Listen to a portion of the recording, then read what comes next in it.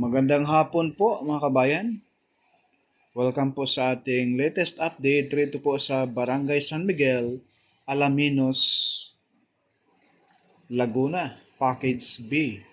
Masisilayan natin mga kabayan, ayan po yung puti na yan. No? Sisilipin natin ngayon kung ilang lane na po ang nalatagan ng concrete cement dyan sa portion ng San Miguel to Veronica. Ayan po mga bayan, masisilayan po natin. 3 lane na pala yan, no? Ayan, 3 lane na mga kabayan. Ang bilis.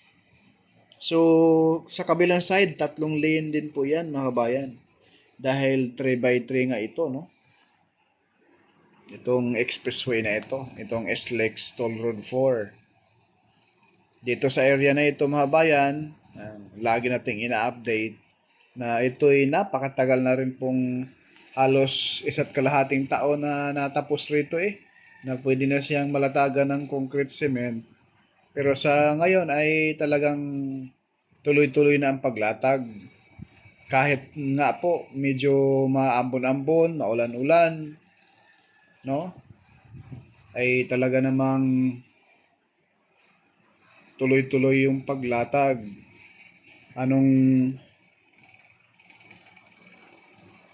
Kahit may mga bagyo pang parating, may bagyong pagkatapos ni Christine, ito naman si Leon ay tumama ngayon, no? Medyo sa mismong Batanes. At yan po mga kabayan, yung mga puno dyan sa palibot nitong expressway, ayan po ay talagang tanggal yung mga dahon ng punong saging, no? Ayan, no? Kita nyo yan mga kabayan, yung mga punong saging rito ay talaga namang napakadami. At mga puno ng niyog, puno ng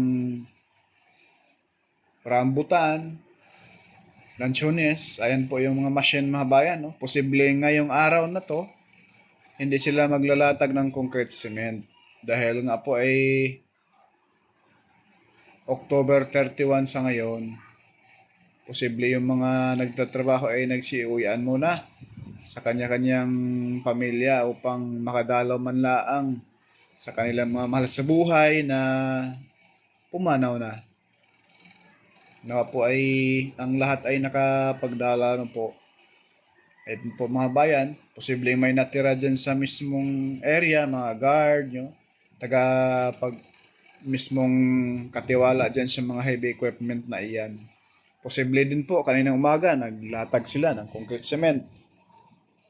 Dahil nga po, tayo kaninang umaga mga bayan ay pumunta tayong Talisay at Laurel, no?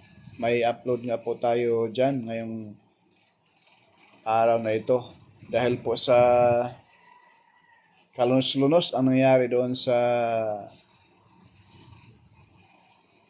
Talisay mga bayan. Dahil po may isang pamilya roon na talagang natabunan yung kanilang buong pamilya, no? Ang padre di pamilya laang ang natira dahil galing sa trabaho. Kasagsagan daw ng 2:00 ng hapon, 2:30. May na-interview po tayo roon mga kabayan. Yung mismong nag-rescue sa mga wala ng buhay na mga kabataan at may mga matatanda, no? Mga lolo at lola. Basta sa isang pamilya mga kabayan, ang natira ay yung padre de pamilya na laang. Sobrang kalunos-lunos ang nangyari. So back to the topic na po tayo mga kabayan. Ayan po yung portion na ito ay kaharap sa ating camera. Ay approaching na po yan doon sa mismong barangay Santa Veronica.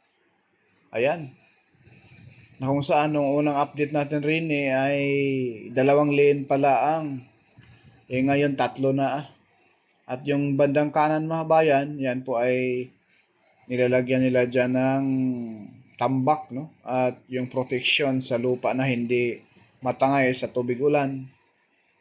Sa awa ng Diyos naman si Leon ay nasa karagatan lang. Kumbaga mayroon dito sa atin ngayon ay singaw-singaw lang ito. Ambon-ambon, no? Galing tayong Batangas kanina Talaga namang panaka-naka ang ulan dahil po yan sa epekto na na bagyo. Sana po ay wala ng kalamidad na darating pa sa ating bansa mga bayan. Magpapasko na. At yung ating kamera naman ngayon ay kaharap sa papuntang Alaminos, no? Sa mismong San Miguel po.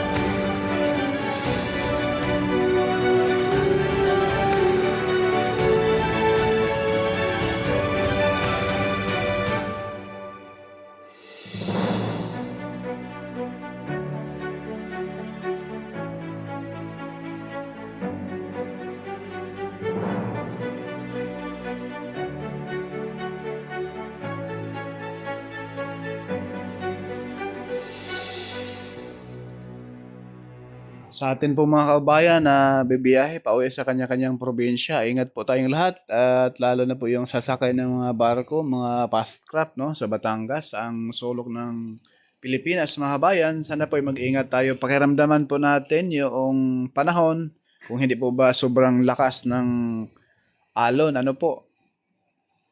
Sadyang napakaganda tingnan mga bayan, oh. Yung mismong Mount Banahaw, grabe. Talagang tumbok na tumbok siya sa SLEX Toll Road 4. Grabe, may fog pa sa baba ng Mount Banahaw mga kabayan. Tayo po ay nakapunta na po dyan, no? Dati nagbabike tayo. Yun lang po muna mga bayan, yung ating latest update sa SLEX TR4. Bukas po, try natin mag-live doon sa Alaminos San Pablo Bypass Road. Maraming salamat and God bless po.